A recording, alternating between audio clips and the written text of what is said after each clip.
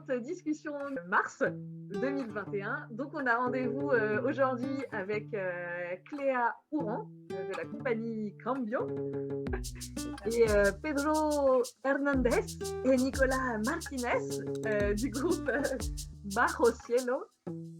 Voilà, n'oubliez pas de vous abonner, de mettre des pouces, de partager, etc. Et générique.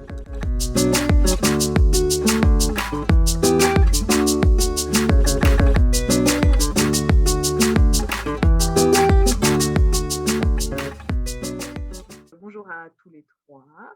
Je vais vous demander de vous présenter qui vous êtes et qu'est-ce que vous faites dans la vie.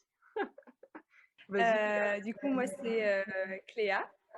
Je m'appelle Cléa Ouran et j'ai créé la compagnie Cambio il y a presque 2 ans maintenant, ça va en mai 2019. Une compagnie de danse contemporaine dont je suis la directrice artistique et chorégraphe et danseuse à l'intérieur. Voilà. Ok, très bien. Sur Paris ou sur... Non, compagnie basée sur Angoulême. Ok, d'accord. Mais tu bouges aussi pas mal en France. Mais je bouge, je travaille encore à Paris 2 jours par semaine. Je suis aussi professeure de danse, du coup, au RIDC notamment. Et puis tu les tapes avec toi. Quel hasard. Ok, et nos deux petits bonhommes qui sont là, qui sont-ils? Alors, je vais laisser Pedro parler parce que c'est plus lui l'origine du groupe. Ouais, Ok. Oui, je m'appelle Pedro. Je suis musicien, je joue la basse. Ok. Et, aussi, je suis chercheur, Ouais. biologiste. Ok. Et j'ai commencé le projet qui s'appelle Bajo Cielo en fin de 2017 avec Yassam et un autre guitariste qui est aussi chilien. Ok. Et ouais, on a commencé. Et après, ouais, on joue les morceaux folkloriques chiliens, et des trucs comme ça. Et maintenant, on fait aussi les compositions propres, comme on dit ça. Ouais, vos propres compositions, ouais. On compose aussi. D'accord. Et Nico est arrivé L'année dernière. So, Nico a joué avec la chanteuse. Ouais, avec Lena. Moi, du coup, Nicolas, le batteur du groupe, percussionniste batteur. Et moi, je jouais avec Lena Sam, la chanteuse du groupe. Je suis toujours le batteur de Lena Sam. Et c'est elle qui a fait l'intermédiaire. D'accord. Ok. Et du coup, vous composez vos musiques et vous comment on dit vous faites des concerts sur Paris? Oui. Ok, merci. Vous n'allez pas... On a joué aussi à Lille. Ok. C'est le seul ville où on a joué, mais c'était sans Nico. Mais à Paris, ouais, on a joué beaucoup de concerts. L'intention de jouer en Allemagne aussi, d'enregistrer probablement en Allemagne, et du coup Cool. de faire une petite tournée. Trop bien, super. Et au Chili aussi? Sympa. Au Chili aussi ou pas? Vous jouez?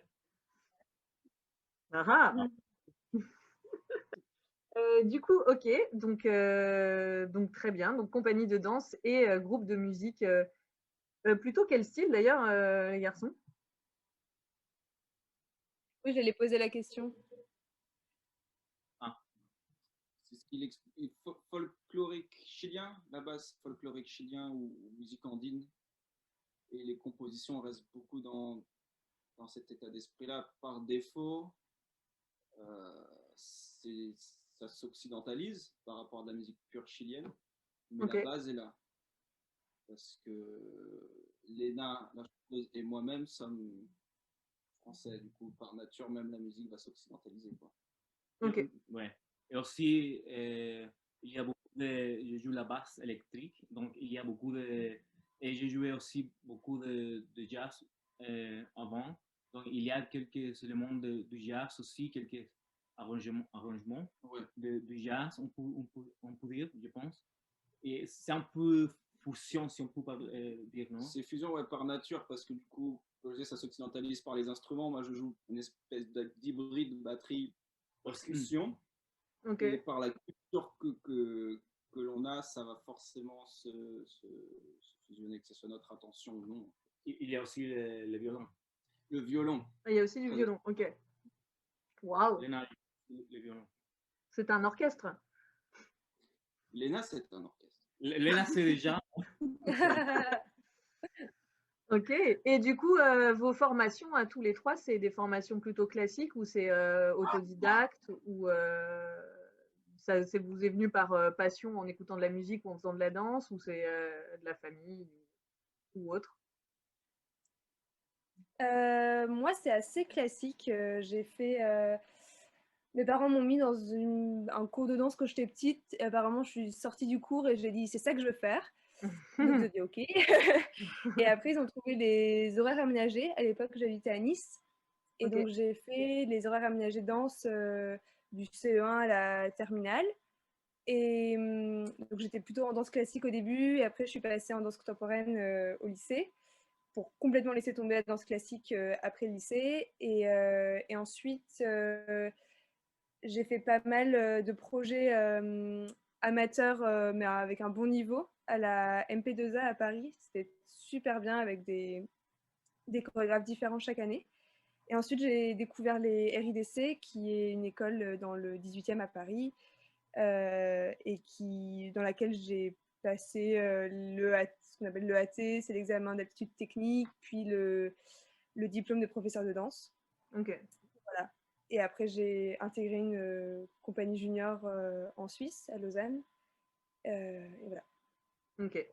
Ouais, parcours Claire, assez classique du Ouais. danseur. Ouais. tes Ok. parents sont, Tout à fait original. sont danseurs, Claire? Les parents, non, pas du tout. Ma mère est médecin et mon père psychothérapeute, donc rien à voir. Mais il y a toujours il y a toujours de la musique chez moi, depuis que je suis petite, et beaucoup de livres. Et c'est des passionnés d'art, donc. Et ce qui fait que moi, je suis danseuse, mon frère est musicien et mon autre frère fait des études de cinéma. Donc voilà. Mais artistique. Ouais, c'est ça. Même, bien. même avec des Personne parents médecins, en très médecine. récemment. Trop cool. Et vous, les garçons, du coup, quelle a été votre formation? Parce que du coup, Nicolas, toi, tu es musicien et Pedro, tu as deux vies, Ouais. musicien et chercheur. Nuit, des jours et des nuits, c'est différent.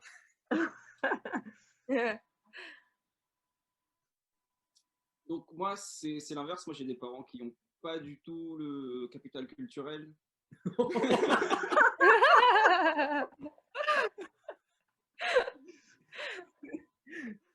Salut, papa et maman. C'est ça. Non, Ok. je les aime Je beaucoup. coupe. Je leur ai encore dit ce week-end que je les aimais beaucoup, quoi.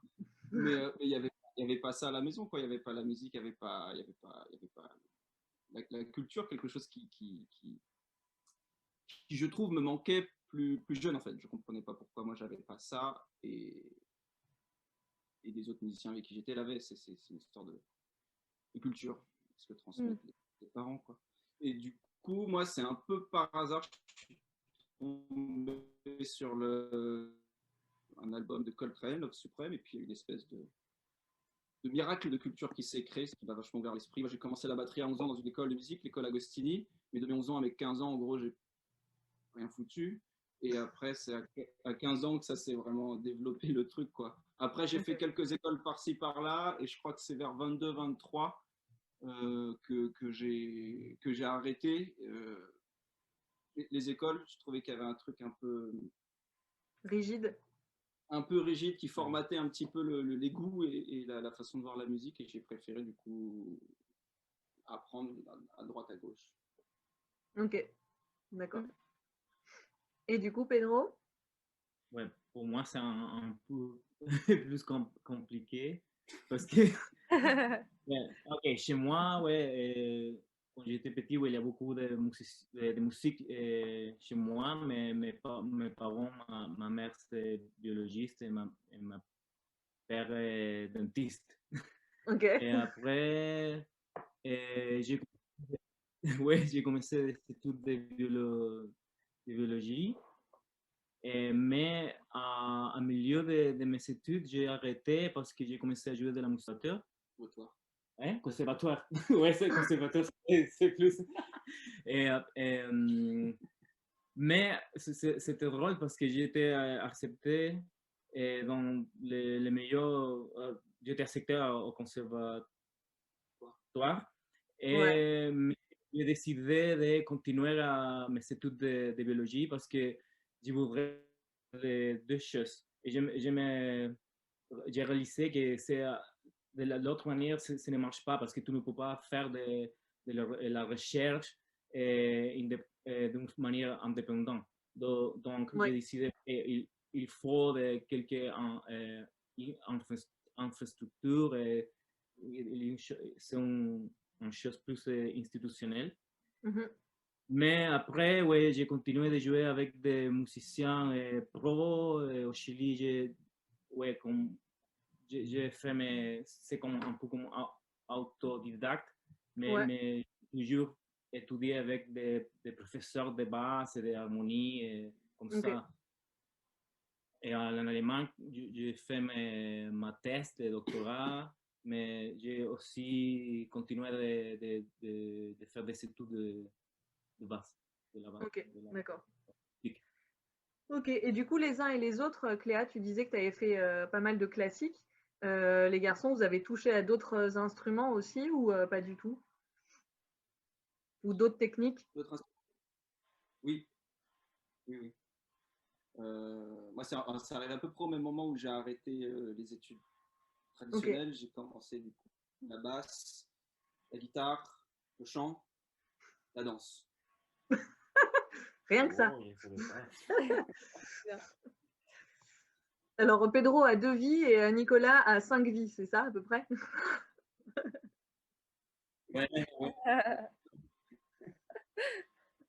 Et moi, ouais, quand j'ai commencé à jouer la basse, non, avant la basse, j'ai joué la guitare, mais comme pas comme Paco de Lucia, mais la guitare facile, on peut dire, pour jouer des chansons, comme tout le monde. Ouais. Comme tout le monde au Chili, en fait.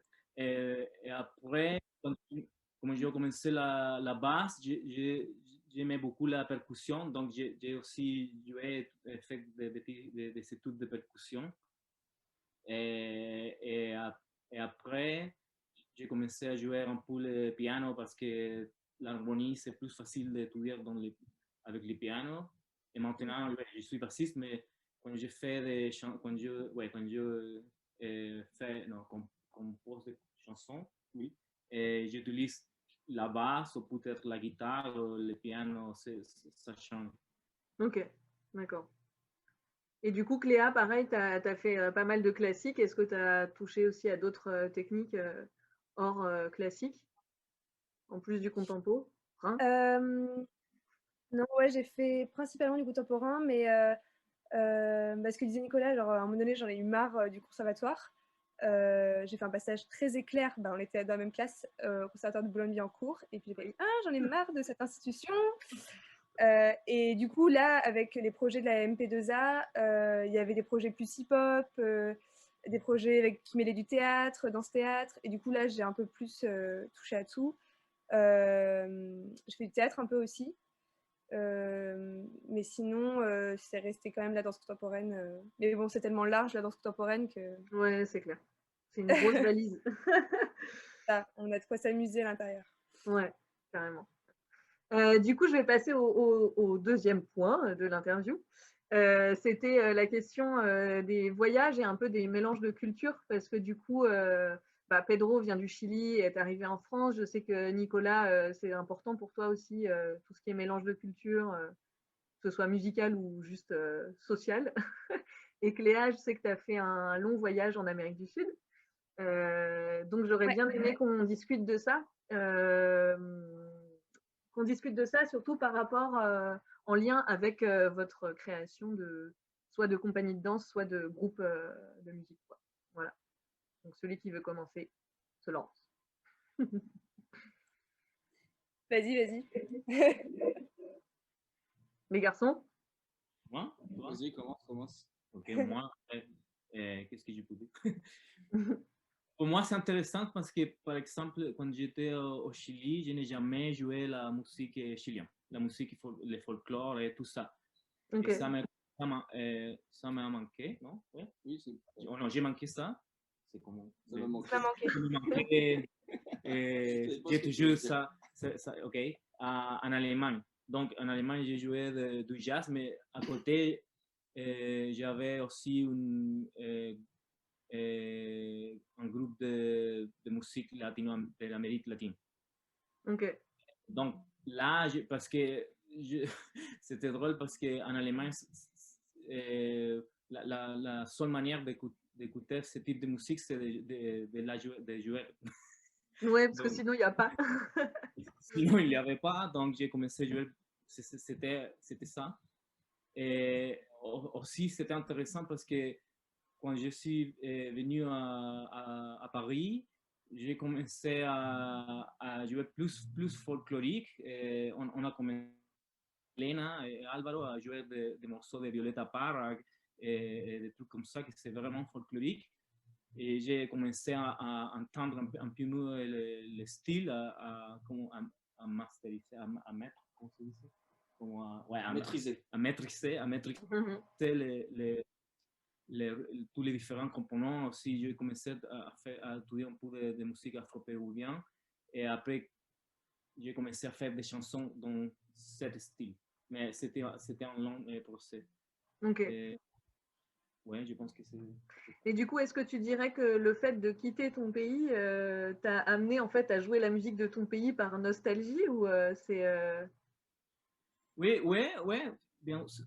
Ouais, je ne sais pas si c'est seulement ça, un peu de nostalgie, bien sûr, mais aussi c'était plus facile, c'était plus naturel de jouer ça, parce que par exemple, j'ai joué beaucoup les derniers groupes que j'ai eu en Allemagne, c'était du jazz, du jazz un peu moderne, un peu aussi électronique, et c'était bon, c'était super, mais je n'avais pas quelque chose en plus. Donc, pour ouais, moi, j'ai réalisé, OK, pour moi, les choses que j'ai et que les autres musiciens n'ont pas, c'est tous les ans, tous les années de ouais, musique de l'Amérique latine que j'ai en toi? ouais, à moi. C'est ça. Ok. Et maintenant, c'est super parce que on joue, mais il y a toute l'histoire que j'ai eue. J'ai joué aussi dans des groupes de rock contemporain, comme on dit, oui, non, mais le hip-hop. J'ai joué Mm. beaucoup de styles aussi, de klezmer. Tu connais le klezmer? Oui, oui, oui. Je jouais de la musique orientale, beaucoup de choses, mais il y a aussi, quand j'étais en Allemagne, j'ai mélangé avec beaucoup d'autres musiciens d'autres pays. Et tout Ok. ça, maintenant, je, je pense que maintenant, je mélange tout ça. Oui, c'est ce que j'allais te demander, si du coup, dans tes compositions, tu te coupes pas pour pouvoir choper un peu par-ci, par-là, dans toutes les cultures que tu as découvertes ou qui sont en toi, quoi. Je pense que j'ai fait ça, je prends de différentes choses et, et la unité de tous les sons, c'est aussi les instruments qui sont plus acoustiques. Donc, il y a una unité, un pilar Ouais, euh, un une axe, quoi. Ouais, il y a ça, mais on peut expérimenter un peu là, ici, c'est un peu libre. Libre? ok. Non. Un peu... Libre. Oui. Ok, super. Et toi, Nicolas, du coup, par tes différents voyages ou même la rencontre avec Pedro ou Lena ou le groupe de Bajo Cielo, vu que ça fait pas très longtemps du coup que tu as intégré la formation, est-ce que tu aurais des choses à nous dire? Je sais pas trop quoi ajouter. C'est vraiment du coup cette. Il y a une conception dans les voyages, ce que j'ai rencontré dans les voyages, c'est une conception un peu plus simple, un peu plus organique de la musique, quoi. Ok. Parce que ce qu'on retrouve au Chili, c'est la même racine. Il y a ce truc-là qui. Le Chili, c'est un peu mélangé, il me semble, si je ne me trompe pas. Le Pérou reste très africain, mais le Chili est un peu mélangé entre l'Afrique et un côté quand même plus écrit, plus. C'est ça, hein, si je me Ouais, trompe ouais, pas, plus je pense que oui. sophistiqué. Et, Parce que et toi, tu es allé cette pas vision mal en Afrique, non? Pardon, je t'ai coupé. T'es allé. pas mal, c'est un. Ouais. J'ai joué pas mal avec des Africains, aller en Afrique assez peu. Quand je suis allé en Afrique, c'était beaucoup pour observer la façon d'être au quotidien et toutes ces choses-là. Et après, la musique, effectivement, la musique se vit d'une manière différente. La musique se vit à travers la danse et pas à travers un métronome, mais se vit Ouais. plus par l'oral que par l'écrit. Et je pense que cette combinaison de la danse et de l'oral fait que ça donne des choses qui peuvent pas être transcrites. C'est une vision différente de la musique. Et j'ai Ouais. l'impression de ce que je suis pas allé au Chili, donc je sais pas, mais qu'il y a cette espèce de chose là au Chili où il y a un peu les deux mondes. Il reste cette chose là très organique et une culture très rythmique et tout à l'heure tout le monde joue de la guitare. J'imagine que tout le monde doit danser un petit peu aussi. Ouais, un petit peu. Ok. Et Et pardon. il y a quand même ce truc là qui reste sophistiqué. Et si on voit par exemple au Pérou qui est plus moins dans le sophistiqué et plus dans le côté africain, les rythmes sont joués d'une manière encore différente, encore plus difficile Ouais. à transmettre. Mm. Ouais, d'où la transmission à l'oral. D'où la transmission à l'oral. Ok. C'est pas vraiment des cours qu'on prend, mais plutôt des conseils qu'on chope à droite à gauche et de la transmission. Ok. Et juste avant de passer à Cléa, Nicolas, du coup, la découverte de la danse, qu'est-ce que ça a pu t'apporter en tant que musicien? Une copine, Comment? ça m'a porté quoi? Tu as fait une blague, mais j'ai pas entendu. Tu as dit ça m'a apporté le Covid, c'est ça qu'elle a dit? J'ai entendu Ça reste très drôle. Ouais. Ça m'a apporté quoi par rapport à la. C'est difficile à décrire avec des mots. C'est une façon de Tu peux danser, percevoir. hein? Hein? Tu peux danser Ouais. pour nous le décrire. Une façon de percevoir la musique, en fait, qui est différente. La musique se pense moins avec la tête, du coup, plus avec le corps. Et ça serait difficile à décrire. Ok. C'est une autre vision de. Ça apporte une autre vision de la musique, une autre compréhension du rythme, une autre compréhension de. D'où l'importance de venir voir Bach au Cielo en concert la prochaine fois qu'ils seront sur scène. Ok, et du coup, Cléa, à toi, ton long périple sud-américain, qu'est-ce qu'il a pu t'apporter dans toutes tes créations présentes et à venir, quoi? Et ben donc je suis partie 14 mois en Amérique du Sud. Je suis passée au Chili, que j'ai adoré. Et, et alors, ben, en fait, c'est un peu la jeunesse de la compagnie parce que du coup, je suis partie là-bas avec plein de questions. Je sortais de mes études, j'avais pas eu de. J'avais eu des. Ouais, les contrats, c'était pas fait dans les compagnies que je voulais. Et souvent à ça, quoi. C'était vraiment. Je me suis dit, ah, c'est marrant. Bon, bah, de toute façon, j'ai envie de voyager depuis longtemps, j'y vais. Et je suis partie avec plein de questions sur, ok, je veux danser, mais je sais pas comment. Les auditions, j'en pouvais plus. Je ne m'y retrouvais pas. Donc voilà, donc tout ça s'est démêlé là-bas. Ok. Et en fait, après, je me suis dit, mais en fait, j'ai envie de chorégraphier, de créer ma propre compagnie. Donc, faut que je me lance. Faut arrêter de se poser 10 000 questions. Faut se lancer. Donc ça, c'était la première grande décision que le voyage m'a permis. Parce que aussi, ça permet une confiance en soi. Enfin, en tout cas, moi, ça m'a apporté une confiance en moi nouvelle parce que bah, je sais pas, c'est l'ambiance tous les jours. C'est moi qui crée ma journée, quoi. Tous les jours, c'était que des surprises, que des rencontres. Tu es partie toute seule? Je suis partie toute seule, ouais. Sans plan précis. J'arrivais à Quito où je connaissais une amie danseuse, justement. Et c'est drôle parce que du coup, dès la première semaine, elle avait créé un centre culturel à Quito.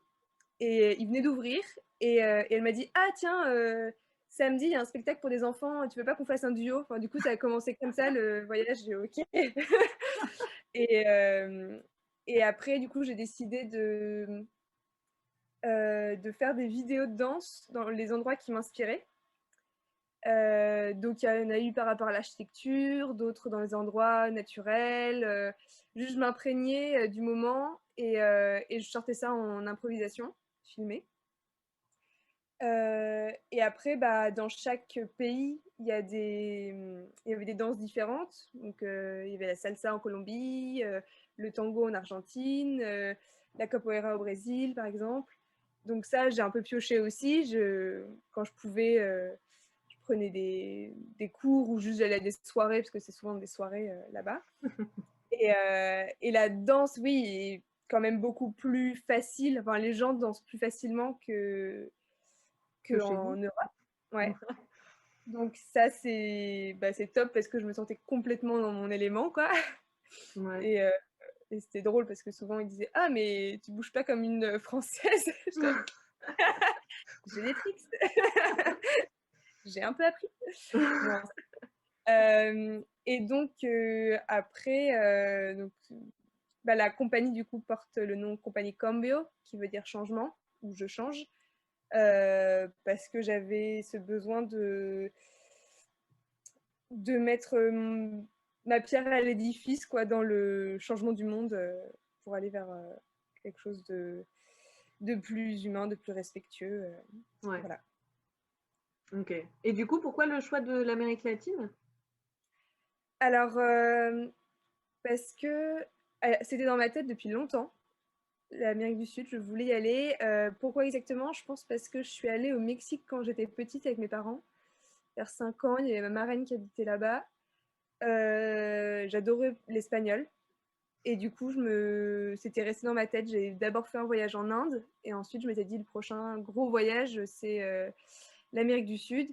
Et c'est parfait en vrai parce que une fois là-bas, tu peux tout faire en bus, en stop selon les pays, etc. Yes. Et voilà. Ok. Trop bien. J'ai une Pardon, vas-y. Est-ce que tu as ressenti une différence entre quand tu es venu là-bas et ta façon de penser la danse et la façon dont là-bas la danse était pensée, quoi? Oui, dans le sens où, du coup, j'ai passé une première fois, par exemple, mon diplôme de professeur, tu vois, et c'est on nous apprend énormément de choses en une année, c'est très riche, très intéressant, mais c'est quand même un cadre d'école. J'étais un peu sortie de ça avec la compagnie junior en Suisse, mais du coup, j'avais besoin d'une liberté et que j'ai complètement trouvé là-bas. Et du coup, je pense que je fais plus confiance à l'instinct et au moment présent, en fait, grâce au voyage, parce que c'était que ça, c'était que des perceptions, il y avait pas vraiment de repères avec... je voyais peu d'autres danseurs aussi, professionnels, je parle. Donc voilà, c'était une question d'adaptation, quoi, de s'adapter rapidement à ce qui se passe autour. Ouais, de spontanéité et pas spécialement de suivre un espèce de chemin qui est déjà écrit 10 km à l'avance, quoi. Ouais. Yes. Et, Pedro, pardon. Non, excuse-moi, Vas-y. juste aussi, c'est là-bas que... Par contre, ça manquait dans le voyage, ça manquait d'une stabilité pour créer. Et Ouais. ça m'a manqué au bout d'un moment. Et je me dis, punaise, pour créer, il faut quand même rester dans un endroit un minimum de temps. Il faut un espace qui permet ça, un temps qui permet ça. Et c'est ça aussi qui m'a fait revenir. Je me suis dit, bon, il y a besoin en fait de cette stabilité pour créer quand même un minimum. Un minimum, ouais. Après, c'est un équilibre à trouver. Ouais, c'est ça. Entre les deux, ouais. Ok, Complètement. très bien. Pedro, je pense que tu devrais mettre un masque hein, parce que Nicolas, il tousse beaucoup. Tu vas mourir. Ok, on est déjà à 30 minutes. Du coup, on va juste finir avec la dernière partie qui était, je ne sais plus comment je l'avais appelée, mais c'était en gros, oui, par rapport à la situation actuelle. Comment vous avez vécu et comment vous vivez cette situation et qu'est-ce que ça vous a permis de faire peut-être? Est-ce que ça vous a ouvert d'autres fenêtres auxquelles vous n'auriez pas pensé? Ou est-ce que vous avez été complètement sans jugement, hein, que ce soit l'un ou l'autre, hein, mais voilà, et est-ce que ça vous est-ce que ça vous a donné des envies différentes pour plus tard? Vous voulez que je commence? Vas-y, Cléa. En étant une jeune compagnie, c'est vrai que c'est pas évident de jamais avoir vu de public, de jamais avoir pu montrer la pièce. Là, la pièce, elle est prête depuis cet été, donc ça fait plus de 6 mois. Enfin, ça fait 6 mois, je crois. Mais le bon côté des choses, c'est que ça a laissé du temps pour demander des subventions, faire des dossiers relous qu'on n'avait pas envie de faire d'habitude et pour lesquels on ne trouve pas de temps. Et du coup, ça, c'est la bonne partie, c'est que voilà, ça a permis d'autres éléments de la compagnie que j'ai pu développer et faire des contacts aussi, ça a quand même marché. Et je suis assez contente au final de l'évolution de la compagnie. On est soutenu par pas mal par le département, par la mairie, donc c'est chouette. Super, Ouais. super. Donc plutôt des bonnes choses finalement. Oui, franchement, ouais, il y aurait eu plein de rencontres possibles cette année qui ne se sont pas faites, donc ça c'est triste. Et voilà, avec le public, quoi, sous forme d'atelier ou sous forme de spectacle. Donc ça manque, mais je pense pour tout le monde. Mais voilà, quand même du positif. Ok, chouette. Et Cielo? C'est délicat à dire. Disons que ça laisse un temps, un temps long. Arrive à s'occuper ou pas. Au-delà de ça, ce qui était intéressant, que ce soit moi, pas forcément moi, ou en tout cas ce que je retire des discussions que j'ai avec les différentes personnes, c'est le nécessaire de remettre en question un peu comment on appelle ça, le besoin de reconnaissance de l'artiste, quoi. Ouais. Du coup, là, on ne peut plus en live, et l'artiste se nourrit un peu de ça, l'ego de l'artiste a son ego qui se nourrit de cette reconnaissance-là, quoi. Et là, ça demande de vachement remettre ça en question, en fait. Comment on récupère cette reconnaissance-là? Est-ce qu'on en a vraiment besoin? Est-ce qu'on peut chercher ça ailleurs? Est-ce qu'on peut vivre sans? Est-ce qu'on peut vivre sans? Comment substituer ce truc-là, quoi? C'est un peu les questions qui reviennent beaucoup, je trouve, chez les artistes. Je pense que je me pose aussi, malgré moi, quoi. Tous ces trucs-là. Ok. De reconnaissance. Pedro, pareil? Ouais, pero ¿a qué te refieres con la reconnaissance Qu'est-ce que je veux dire? C'est que quand tu es artiste, il y a ce truc-là de donner.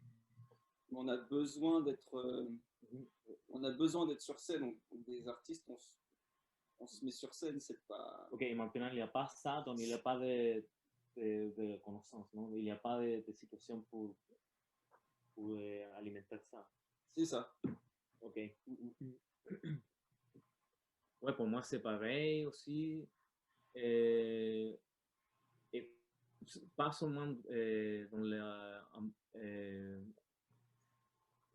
je pense que dehors comment on dit, dehors la scène artistique aussi, c'est le même pour tout le monde. Tout est fait online maintenant, donc Ouais. c'est incroyable. Tous les groupes, tous les gens font des choses à Instagram et tout ça. Donc, je pense que c'était un peu comme ça avant. Donc, par exemple, c'est difficile à gagner d'argent avec les concerts. Donc, les concerts, c'est une autre expérience. Mais c'était déjà une manière d'avoir reconnaissance aussi, c'était avec le Spotify, avec tout ça. C'était bien comme ça, et maintenant, c'est plus Encore plus, ouais. Ouais, maintenant, c'est la seule manière. Donc, tout le monde a commencé à entendre comment ça marche. Donc, je pense que ça a accéléré tout ça. Pour moi, c'est important de jouer en concert. C'est ça qui te nourrit. Ouais, c'est drôle, non? C'est intéressant. C'est l'énergie, c'est là quand on fait la performance, non? La performance. Donc, c'est différent si tu fais des choses en ligne, et la manière de montrer ton travail, c'est totalement différent aussi. Donc, il y a des trucs qu'on doit... Ouais. C'est principalement ça. Et aussi, on avait des projets d'enregistrement avec LAMP. Par exemple, on a annulé tout ça. Donc, mais on s'adapte. On s'adapte. Ok. Nickel. Vous restez fort. Et fort. On essaie. C'est pas facile. Ok. Eh bien, écoutez, il est déjà moins le quart, donc je pense qu'on va s'arrêter là pour aujourd'hui. Merci mille fois d'avoir été avec moi ce soir. Chers spectateurs, vous aurez toutes les infos de Barro Cielo et de la compagnie Cambio en description. N'hésitez pas à aller voir leur travail qui est top, top, top. Et puis, je vous dis au mois prochain pour je ne sais qui viendra. On verra. Voilà, voilà. Merci beaucoup à tous les trois. Merci Marion. Merci, Marion.